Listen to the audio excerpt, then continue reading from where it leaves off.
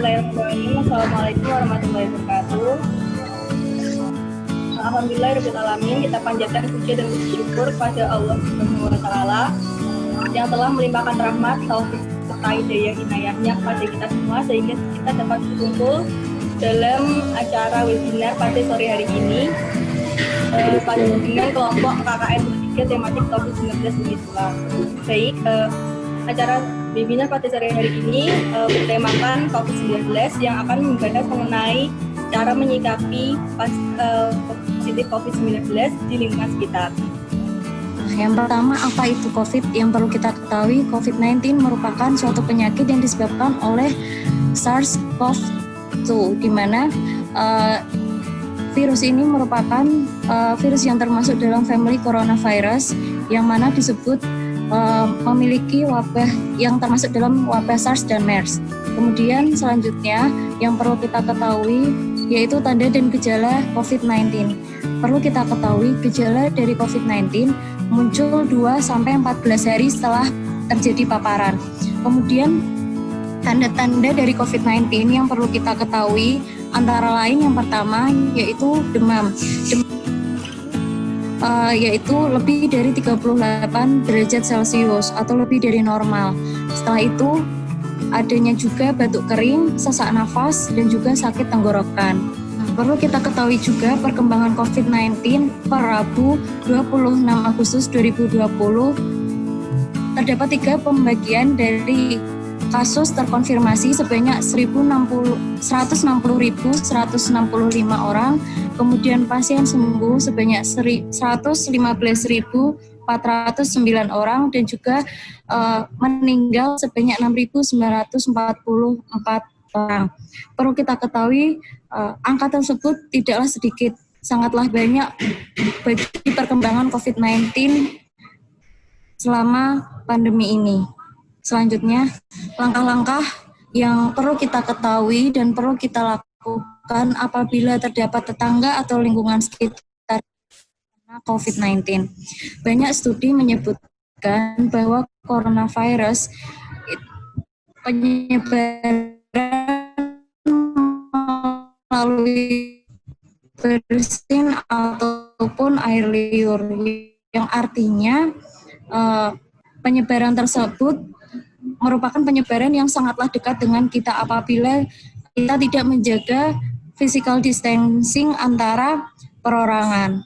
Untuk selanjutnya yang perlu kita lakukan apabila di sekitar kita terdapat beberapa atau banyak masyarakat yang terkena COVID-19, yang perlu kita ketahui kita tidak boleh untuk menjauhi ataupun mendiskriminasi keluarga dari pasien tersebut.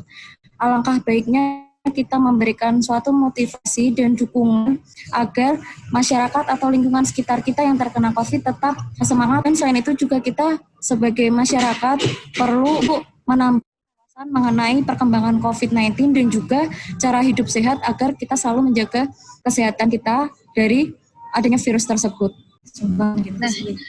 Jadi caranya agar kita memberikan dukungan moral pada tetangga kita yang terkena COVID itu pertama kita bisa membantu memenuhi kebutuhan makanan.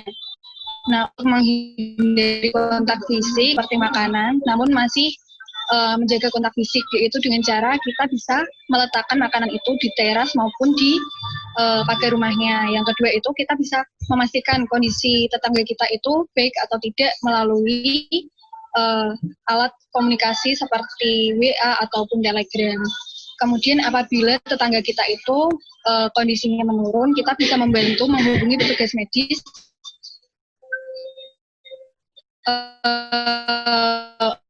untuk diberikan bantuan seperti itu. Tetangga tersebut, kita tidak perlu panik, kita perlu menghubungi segera hotline-nya yaitu 119 atau juga 117, atau kita bisa ke layanan kesehatan online yang lain untuk mengetahui saran apa yang harus kita lakukan selanjutnya. Lalu kita jangan lupa untuk melakukan karantina mandiri selama 14 hari supaya mencegah penularan virus corona tersebut. Selanjutnya, apabila tetangga tersebut tinggal di lingkungan sekitar kita, tapi kita tidak mengenalnya, setidaknya kita bisa mengingat hal-hal di wilayah ini. Yang pertama itu kita jangan panik. Selanjutnya tetap mengenakan masker dan harus tetap rajin cuci tangan dengan sabun. Kemudian tetap terang serta tidak menyebarkan berita-berita negatif yang hanya akan menambah kepanikan. Kemudian jangan dikucilkan keluarganya dan tetap memberi semangat demi kesembuhannya. Tetap melakukan aktivitas fisik seperti olahraga. Kemudian rajin mengkonsumsi makanan yang bergizi dan tidak lupa berdoa. Lalu bagaimana cara untuk mencuci tangan yang benar?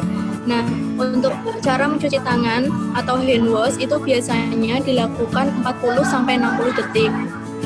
Nah, untuk mudah mengingatnya itu ada singkatannya, yaitu tepung, selaci, bubuput. Ya, jadi yang pertama itu telapak tangan, kemudian ipung itu punggung tangan,